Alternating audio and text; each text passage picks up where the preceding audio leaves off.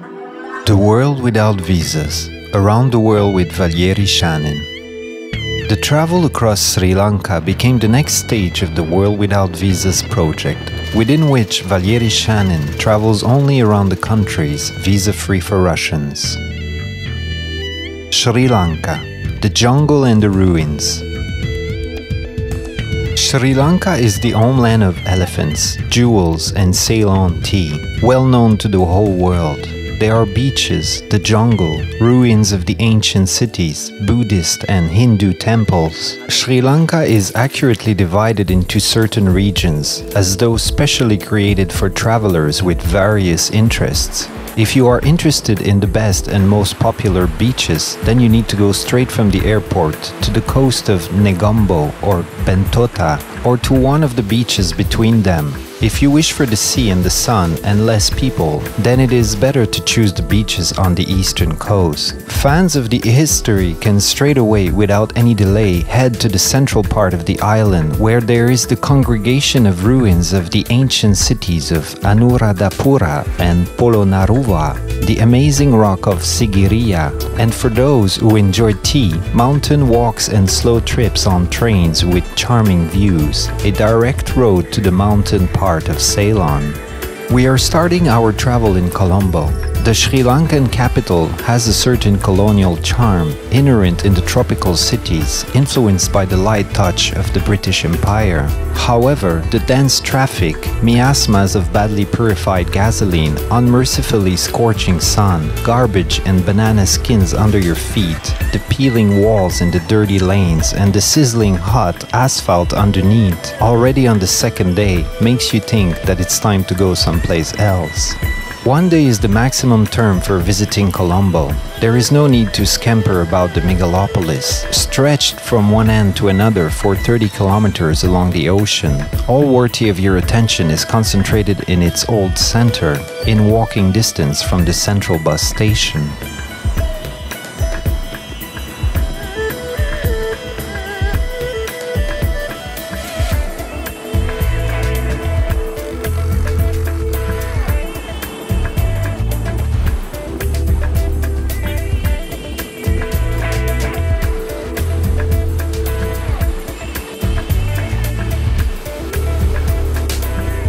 The most interesting place of Colombo, from the tourist's point of view, is the Galley-Face Green Embankment. Here, on the ocean coast, it is possible to, at least, hide for a while from the city's bustle and throng.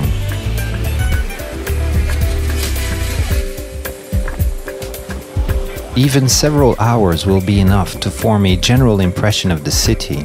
With all due respect to the capital status of Colombo, it is by far not the most interesting place of this paradise island. The southern coast. Negombo is located slightly to the west of Colombo.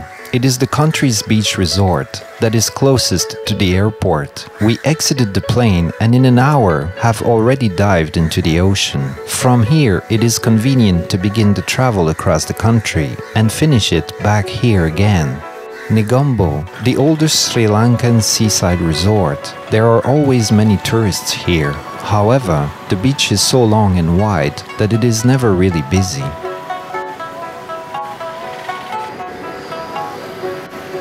The city retained the features left on its appearance by the colonialists, Portuguese, Dutch and British. There are still more of the Catholic and Anglican churches here than Hindu and Buddhist temples. Starting from the southern suburbs of Colombo, there is a continuous series of fishermen's villages and resorts. The residents of Colombo consider even the settlements of Kalutara and Beruvala to be resorts and enjoy spending their days off there. Nevertheless, it is worth driving a little away from the largest city of the country. Truly ecologically clean beaches begin only approximately 50 kilometers from Colombo. Bentota is one of the most romantic places of Sri Lanka. The wide sandy beach extends along the peninsula, jutting into the ocean, and nearby the river flows in. From the day's heat, it is possible to hide in the shadow of palm trees and mangrove thickets. This resort was originally intended for vacationing of middle-class people, newlyweds and families with children. Therefore, both hotels and restaurants are higher than the average level here, both by quality and price. For those who look for cheaper options, there is nothing to do here. The Bentota village stretches along the Bentota Ganja River. Everyone who owns a boat here offers excursions. The boatman can be called as a taxi from the front desk of any hotel. The price is negotiable. It depends on the ratio of supply and demand. The bargain begins from 1,000 rupees for an hour, for the boat up to 6 people.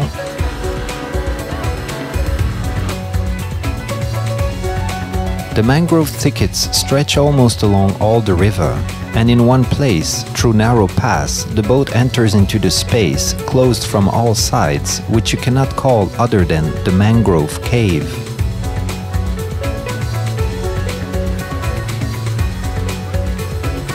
There are so many lizards lying sprawled on the coastal rocks that soon you cease to pay attention to them. Birds are visible only from far away or deep inside the thickets. If we are lucky with the season, then we may enjoy the beauty of the blossoming lotuses. The compulsory excursion program includes the visit to a coconut plantation. Here they make tableware, spoons, forks and sponges out of the nutshell and copra. This one we put in the water. We eat inside. This is hard shell. That shell also we do some spoons and some cups, hair clips, different things. I show you something. We can make one day about 200-250 liters for one person per day. The prices are not lower than in souvenir stalls in the city. The money goes not to the dealers, but directly to the producers. This is very good for wine glasses, and this one be good for milk or a tea, coffee we can drink. It's no problem. We can drink any hot, never come in change. Hikaduva is one of the most popular seaside resorts of Sri Lanka. In the 1970s, it was a real hippie mecca. These romantic times, unfortunately, have already passed, but even until now, the resort has retained its charm.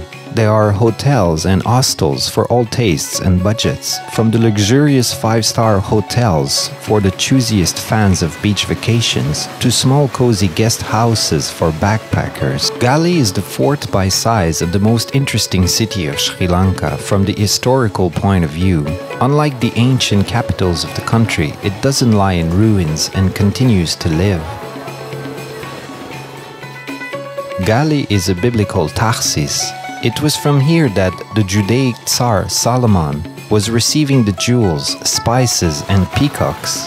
In the 14th century, the famous Arab traveler Ibn Battuta described Gali as a large shopping center, lying on the sea trade path from Arabia and India to southeastern Asia. In the 16th century, Portuguese built the Santa Cruz port in Gali. Later, it was expanded by adding new bastions and strengthening the walls. But the Dutch, who came to replace them, practically destroyed everything or reconstructed completely. Today, the traces of Portuguese presence can be found only by archaeologists, and the Dutch influence is visible with the naked eye. It was Dutch who laid the streets, constructed the churches and administrative buildings, and created the system of bastions that exists until now. The Dutch Reformatory Church of 1640, the oldest Protestant church of Ceylon. Everything inside the church remained just like it used to be at the times of Dutch. The floor at the entrance is paved by the gravestones with Dutch and English names. The organ of the 18th century continues to work. Also, the original wooden pulpit, rostrum for the preacher, has remained. On Sundays, the church conducts services. On other days, there are only tourists here. There is a railway station in Gali, but trains on the southern branch travel slow and seldom.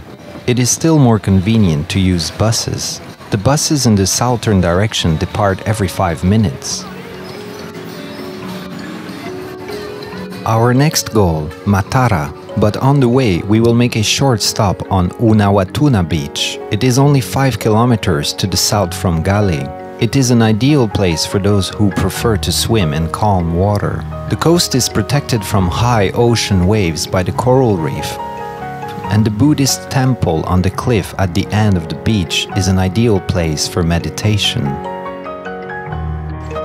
The city of Matara, that can be translated as the Great Bay, is situated at the end of the southern railway line at the most southern tip of the island. The most original site is the small Buddhist temple on the small island, and the most valuable building from the historical point of view is the small fort of the Star. It was built by the Dutch on the bank of the Nilvala Ganga River. On the territory of the fort, there are still the well and prison cells remaining. The town of Dondra, located only 5 kilometers to the southeast of Matara, was known in ancient times as Devi Nuwara. Here, on the most southern tip of the island, there was the highly esteemed Hindu temple of Vishnu.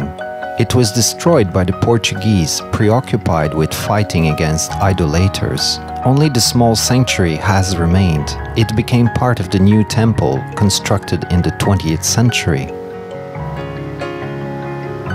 Only 1 kilometer to the south of the monastery, on the most southern point of Sri Lanka, at the end of the 19th century, the 50-meter beacon was constructed.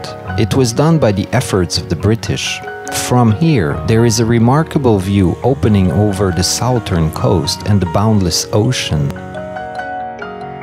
Nearby the settlement of Dikwela, only 22 kilometers from Matara, there is the Buddhist monastery Vevurukanala Vikara. It is not very old, but surprising by its architectural appearance.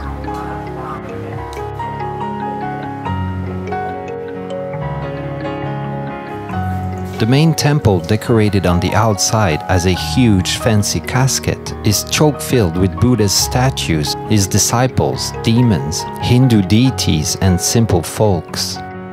The 50-meter statue of the sitting Buddha was constructed half a century ago, and until now it is the largest statue of Sri Lanka. The 8-story building was attached to the backside of the Buddha. The staircase inside leads from one floor to another through a series of absolutely empty rooms. All internal walls are painted with the episodes from the numerous lives of Buddha. The resort of Tangala is located on one of the most picturesque sites of the southern coast that is not well developed by the tourist industry yet. It is an ideal place for those who prefer quiet beach vacations, far from the crowds of tourists.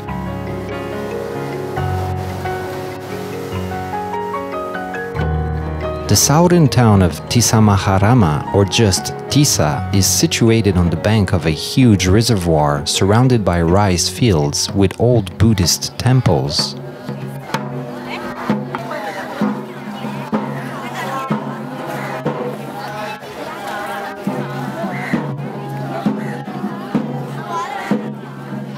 The town that was known in the ancient times as Mahagama was founded in the 3rd century BC. The huge stupa of Sadagiri was constructed in the 2nd century when Tisa was the capital of the Rukuna kingdom.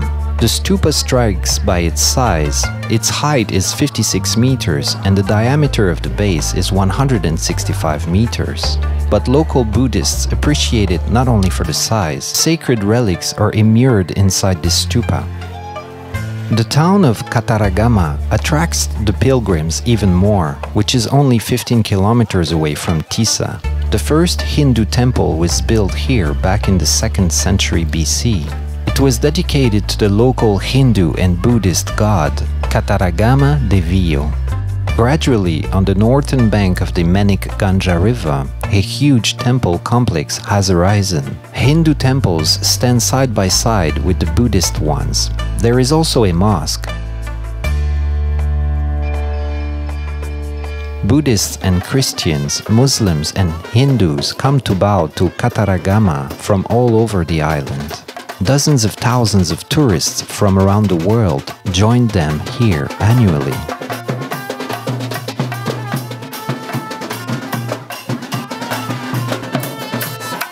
During large religious holidays, on weekends and on full moon days, dozens of thousands of people gather here. But there are so many gods in Hinduism that literally every day is dedicated to one of them, and it is an undoubtable cause for a colorful ceremony with dancing and solemn gifts.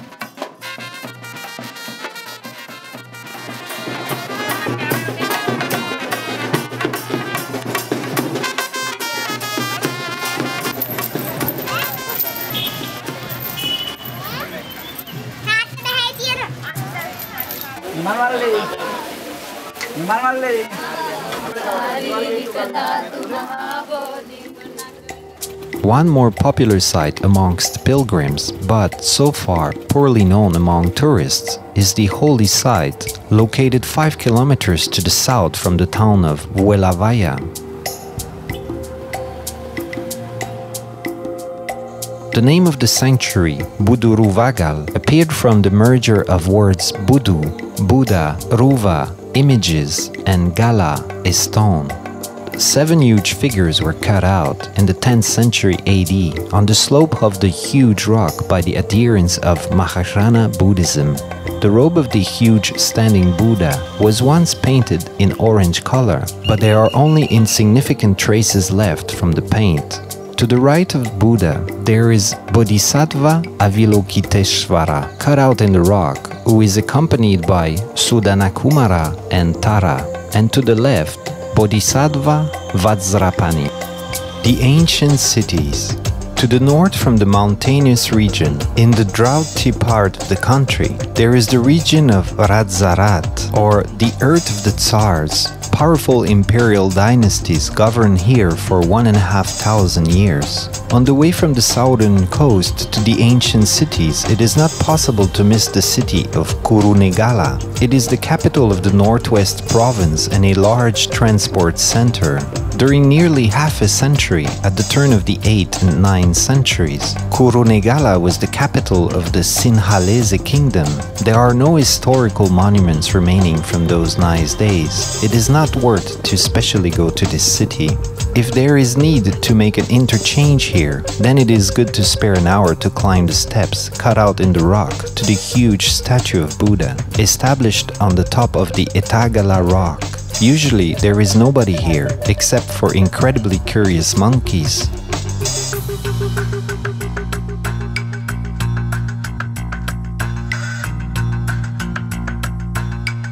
Anuradhapura is the biggest of the ancient cities of Sri Lanka. For nearly thousands of years, it was the capital of Sinhalese's Tsars.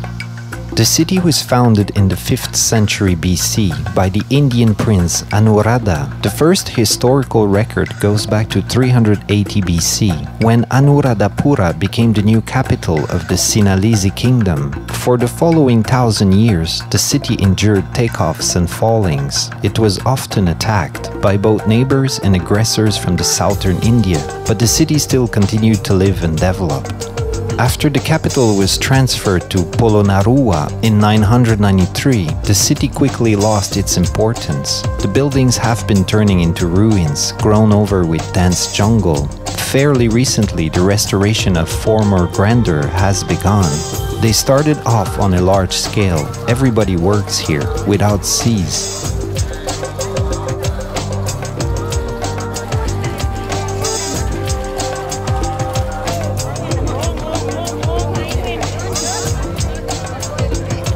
The restoration of stupas is not only a historical need, but also a charitable action. It is one of the best ways to improve your own karma and thereby to ensure the best reincarnation. It is worth trying for the sake of this. Even the physical work, for the sake of such great purpose, is not a burdensome need, but a celebration. Some stupas have almost been completely restored.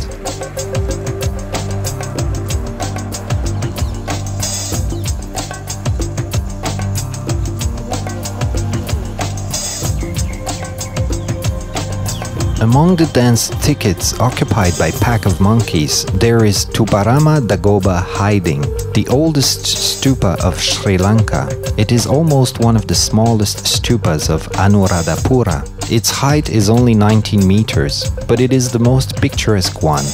The right tibial bone of Buddha and his bowl for alms were immured in this stupa. These relics attract thousands of pilgrims to the stupa. The white stupa of Ruanvelisaya Dagoba is surrounded with a unique fencing with elephants. This stupa is called Mahutupa or the Great Stupa, although it is not the biggest in size. The form of the stupa is similar to an almost perfect hemisphere. The bottom is decorated with Buddha's bas-reliefs cut in the stone, the Sinhalese kings and mystical animals. Altars are placed everywhere.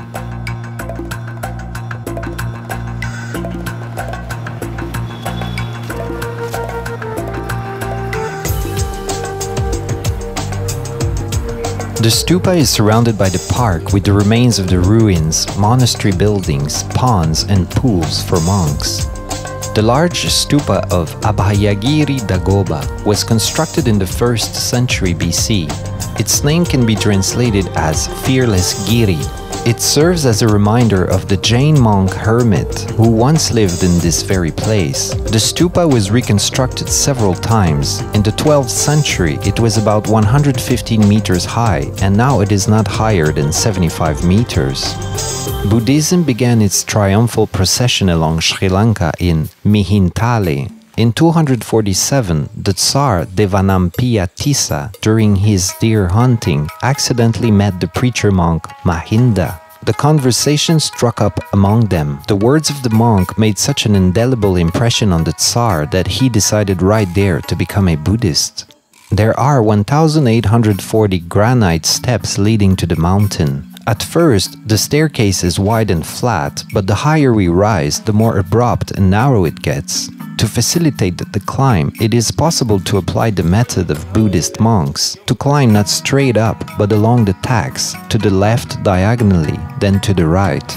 On the first platform, to the right from the main staircase, there are steps leading to the ruins of the brick stupa of Kantakachetiya. This time it is a 12-meter stupa, but in ancient times its height was over 30 meters. One of the oldest construction of Mihintale was built in the 2nd century BC and is well known for its altars with unique carved phrases. In ancient times, some valuable relics were kept in the stupa, but they have been plundered by hunters for treasures well before archaeologists began to restore the stupa.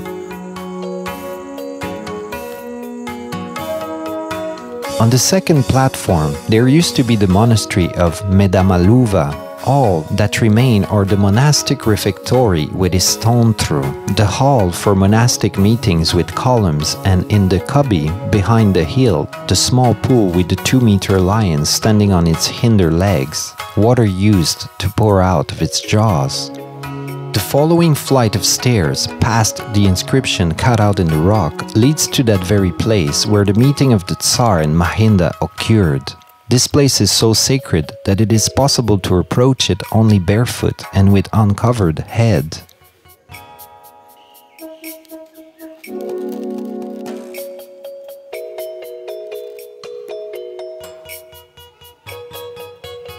In the center of a wide terrace, there is the stupa of Ambastala Dagoba, or the stupa of the mango tree. The stupa was surrounded by 2 circular galleries covered by wooden roofs, with only the stone columns remaining of them. The jewelry found during the restoration is kept in the neighboring temple. From the top of the rock, the dazzling white statue of Buddha becomes visible. It is obviously a new make. Climbing up to the statue is only worth for the sake of the top view over Ambastales Dagoba stupa. The biggest stupa in Mihintale, Mahaseya Dagoba. The steps leading to it begin at the pond with colorful carps. At the top of the rock, on the opposite side of the terrace, the observation deck was arranged. The rock Sigiriya, or the Lion's Mountain, has a height of only 377 meters above the sea level. But it draws attention by the fact that it sticks out in the middle of the plain, overgrown with the dense jungle. In the 3rd century BC, the rock was inhabited by the Buddhist monks hermits. In the 5th century AD, the unique royal palace fortress of the Tsar Kasyapa was built at the top. During 18 years, there was the capital of the Sinhalese kingdom here, and later the Buddhist monastery.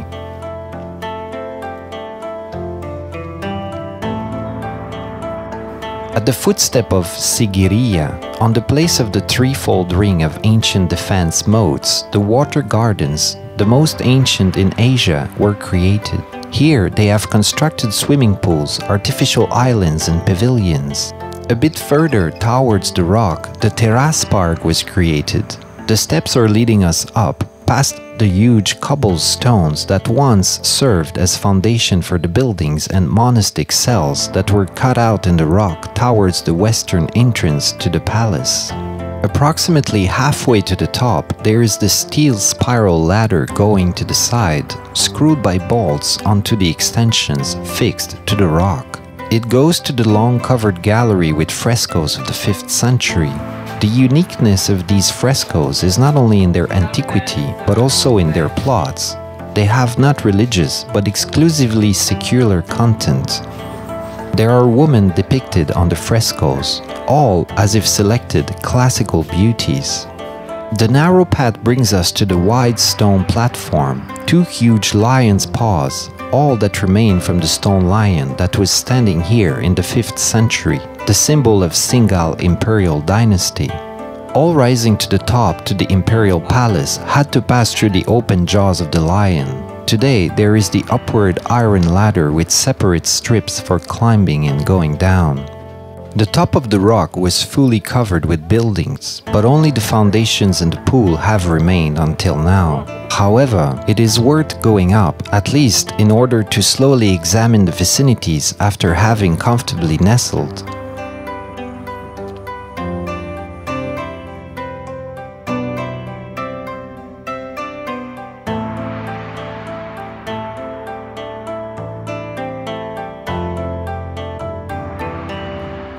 The city of Polonnaruwa was founded in the 3rd century AD. In 368, there was an imperial residence built here, and the city became the spare capital. The governors of the Singhal kingdom hid here during the attacks of Indians on Anuradhapura. Some tsars even spent more time here than in the main capital.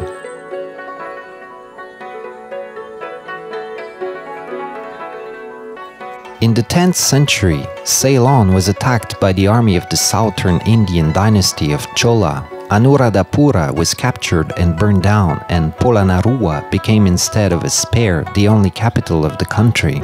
The city was surrounded with a high, strong wall and a wide moat. There were huge buildings and temples here, fine parks, artificial lakes, and a sophisticated irrigational system. In the ancient chronicles, Polonnaruwa was called the City of 4 Gates, although actually there were 14. In the 13th century, Polonnaruwa was abandoned. Restoration works began in the middle of the 20th century and still slowly continues. The imperial palace was on the territory of the citadel, which was surrounded with a wall.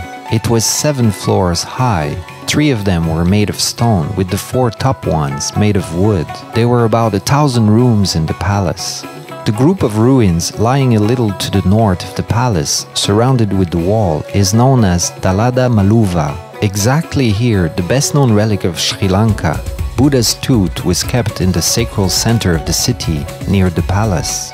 In the southeastern part of the courtyard, there is Vatadage, or the round house for keeping of the relics. On the round terrace, there is a brick wall decorated with images of a lotus and sacred geese, lions, and macaques that surrounds the brick stupa with 4 figurines of the sitting Buddha. The temple of Tuporam is the only temple in Polonnaruwa with preserved roof. The Hatadage temple was put together in the 12th century from big stone plates that were carefully adjusted to each other. Thanks to this technique, it preserved better than many others. Lata Mandapaya is a small stupa with columns in the form of lotus stalks with buds on the top, surrounded by a fence. The Satmahal Prasada Tower is an interesting building in the form of a 7-level square pyramid decorated with relief figures of limestone. Rangkot Vihara is the fourth biggest stupa of Sri Lanka. Its height is 55 meters and the circle around its base is 168 meters. This brick construction began to be built in the 12th century by the order of Rupaviti, one of the wives of the Tsar Parakramabahu I. There was a hospital near the stupa. It is there, during the archaeological excavations, that ancient surgical tools have been found. The stupa of Kirivihara, established on the high terrace, or else called as the Milky White Stupa, surprises by its original form. Its dome does not look like a correct hemisphere, but more like a huge soap bubble. The monolithic Buddha image house in Lankatilaka strikes by its splendor and the originality of its form. It is one of the biggest ancient buildings that remain until now. The temple of Galvihara was part of the monastic complex. Its photos can be seen in all the guides, without exception, in hundreds of magazine articles and on millions of postcards. There are 3 large images of Buddha. They have remained until now: the standing, the lying, and the sitting one. The square in front of the Buddhas, that has no trees even, is covered with sand. Under the scorching beams of sun, it gets heated up so that it is impossible to walk on it, only to skip across maybe, or to look at the Buddhas from the rock. It is no surprise, there is nobody here in the afternoons. Only in the evenings, before sunset, the pilgrims begin to gather here with their offerings. The lotus pond, with a diameter of about 8 meters, is absolutely empty, and it seems like it has been for a long time now. Polonnaruwa, one of the main tourist centers of Sri Lanka. It is not a surprise then that today there are more souvenir shops here than ruins. And this pig.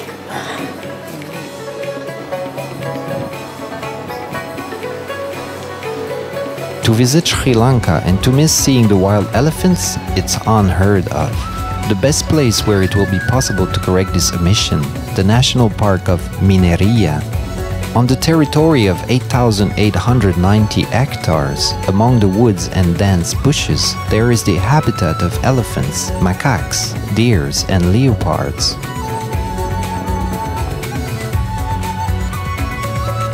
It is very easy to spot elephants here.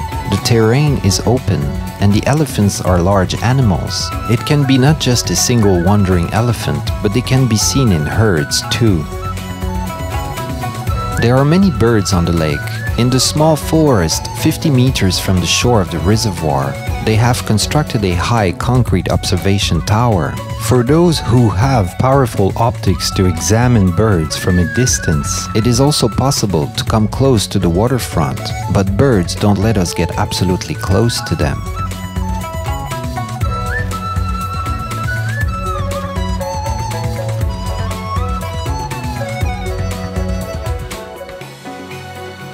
The statue of Okana Buddha, or Buddha eating the sun, was cut out from one old rock in the 5th century. It stood on the territory of the monastery that once existed here. The type of the face of this Buddha is very unusual for Sri Lanka. The position of his hands is also peculiar. The left one is pressed to the body and the right is raised in approval gesture, but for some reason not with the open palm to the viewer, as in most places of Sri Lanka and India, but half-turned. The temple of Riddhi Vihara is to the south from the Kurunegala highway.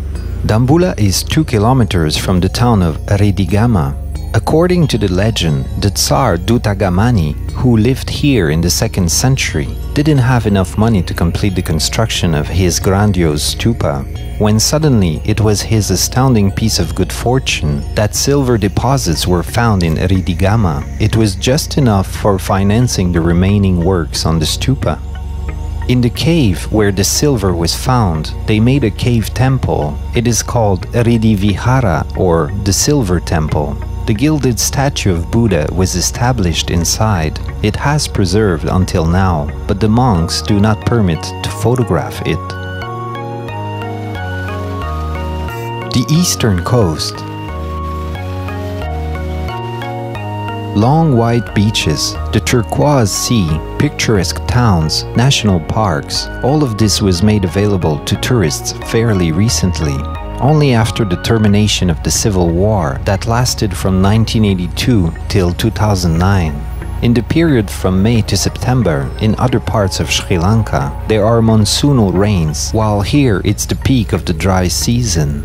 The sandy beach of Nilaveli, which is only 14 kilometers to the north of Trincomalee, has been included in the top 10 best beaches of the island. There is everything necessary for tourists here: palm groves, a small river, cheap guest houses and comfortable hotels. There are only no tourists here. It is quite far to reach here from the main tourist centers. There is one more beach nearby. It is even more quiet and deserted. The sandy beach of Upuveli is the choice of those who prefer economical and peaceful vacations. The sound of waves, the wind rustling in the palm leaves, and clear traces of the recently ended civil war.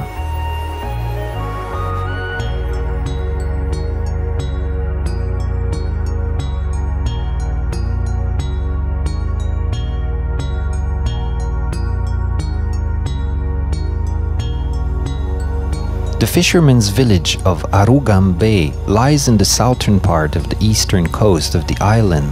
It was discovered by surfers back in the middle of the past century, but during the Civil War it was impossible to get here. The aura of inaccessibility was adding to this place some special value. When the war ended and Arugam Bay became available, many were disappointed, and now there are much less tourists here than the number of hotels built for them. The locals are forced to be engaged in the traditional trade.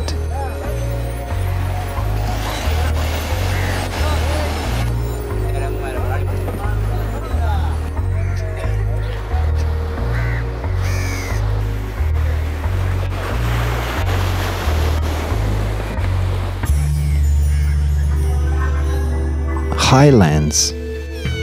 Sri Lanka is a tropical country. It pleases you at first. The scorching December sun, tender waves of the ocean that can be enjoyed indefinitely. It is warm day and night, and it is not just warm, it is absolutely hot, and sometimes it is very hot. Fortunately, it is possible to hide from the heat, and not only in the room with an air conditioner. In the center of the island, there is a mountain region where reigns the eternal spring. The Lankan Railroad is designed for the locals who don't have enough money but have a lot of time. The trains travel slowly, much slower than cars and buses. On many sites, there are signs of speed restriction of 10 to 15 kilometers an hour. For the majority of destinations, there are only 2 or 3 trains passing per day, and they are often late. It is best not to consider trains as possible means of transport. For tourists, it is rather an attraction, a fine opportunity to enjoy the landscapes opening from the windows.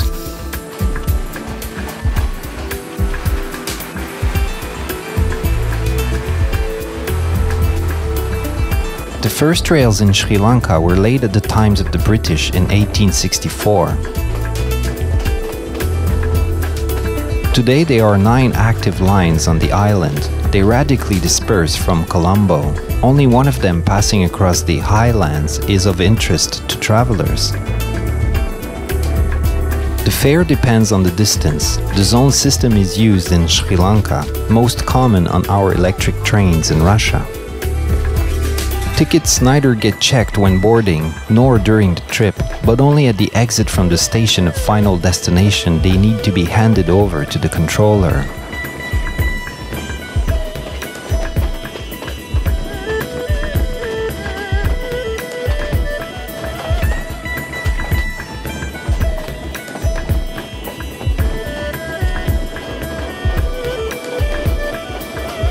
Haputale, the town, mainly with Tamil and Muslim population, stretches along the ridge at the height of about 1,580 meters.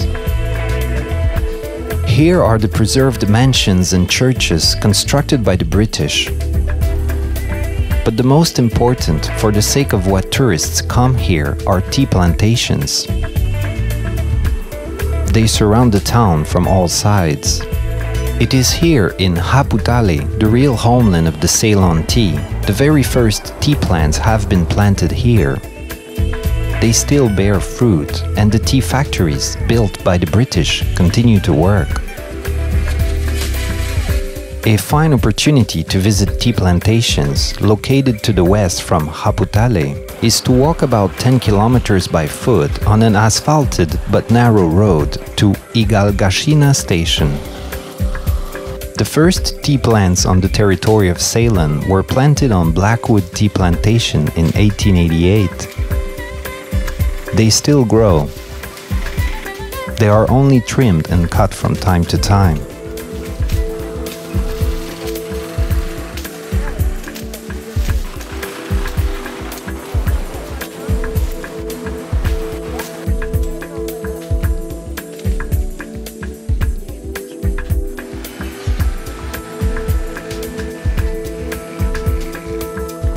The tea factory Glenanor was constructed in 1892, but it is still in working condition.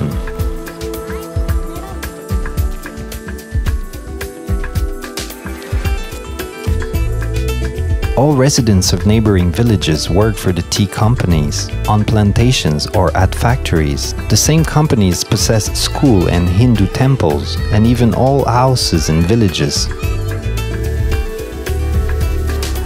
Tea growers receive a stable salary, benefits, free medical treatment and education of their children at schools. Complete socialism. Farmers who hardly manage to make two ends meet and think how to settle their credits envy them deeply. Local singles didn't want to go working for the tea plantations, so British brought the Tamils from India. The conflict between the Aboriginal singles and the arrived Tamils developed into a bloody war in the 80s of the last century, with over 25,000 deaths in it.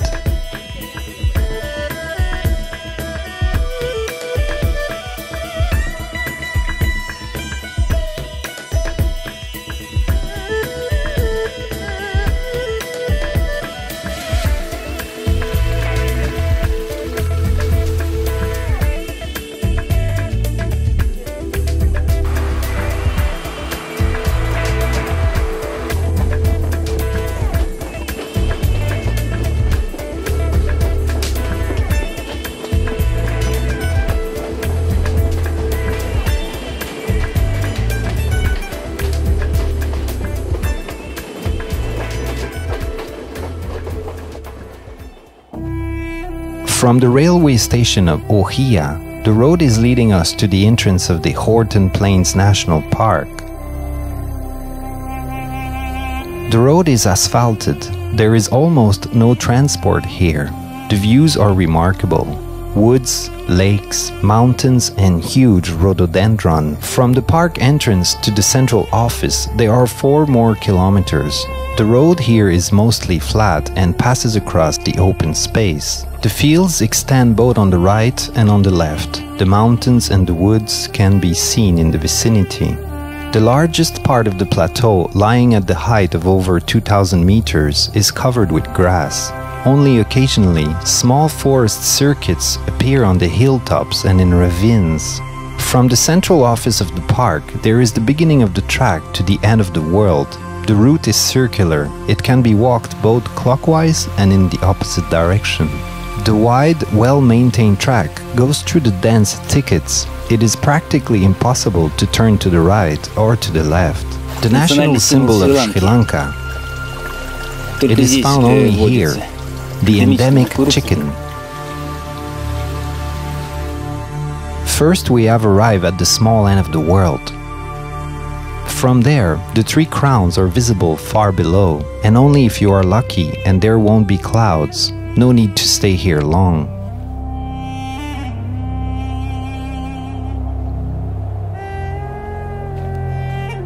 About 3 more kilometers and we are at the real end of the world. Here, the plateau unexpectedly breaks 884 meters down.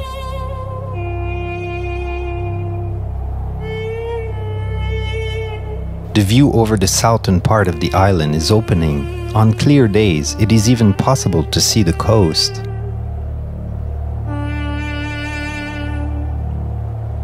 Behind the end of the world, the track turns towards Baker Falls, called after some Samuel Baker.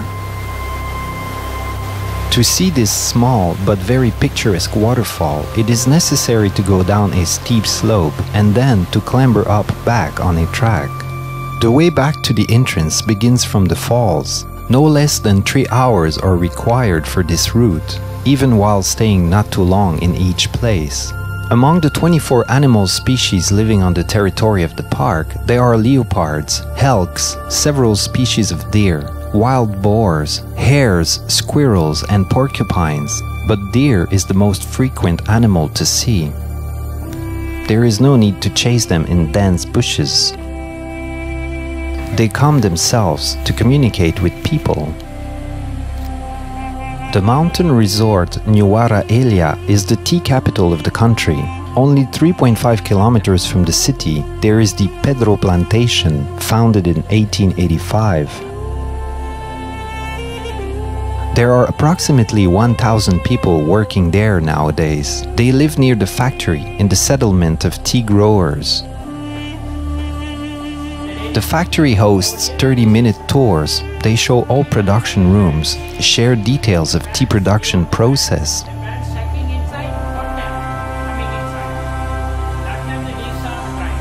It is strictly prohibited to photograph the mechanisms and the workers. However, nobody forbids to photograph the building of the factory outside from all the foreshortenings, and also to walk freely across the territory of the plantation, stretched on flat hills.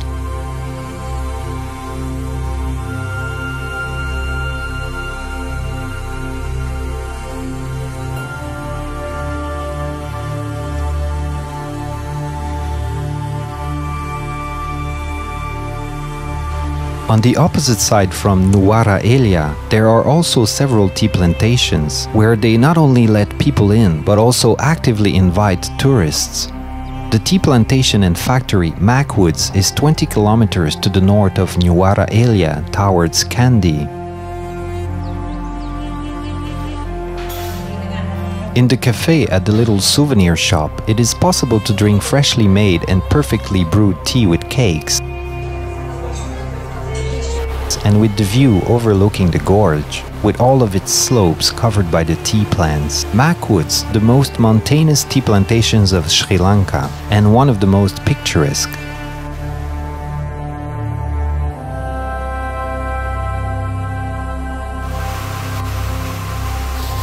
In the mountain region of Sri Lanka, there are many falls, but the area of Nuwara Elia is the champion by the quantity per square meter. Ramboda waterfalls are 24 kilometers from Nuwara Elia, near the road to Kandy. From the rocky plateau lying at the altitude of 945 meters above the sea level, the Pana Oya River flows down. It creates a picturesque waterfall, 109 meters high. Ramboda is only the 11th highest waterfall on the island, but it is one of the most picturesque. The botanical garden of Peradeniya is among the 10 most popular tourist sites of Sri Lanka. In the park that used to belong to the Tsar Kandy, the largest botanical garden of Ceylon Island was established in 1821. It occupies about 60 hectares of land and is surrounded by the bend of the Mahaveli Ganga River on 3 of its sides. The central avenue begins from the main entrance. The side paths disperse to the left and to the right of it. 45,000 species of plants from tropical and equatorial belts are collected in the park. There is an artificial lake and a huge lawn in the center of the park.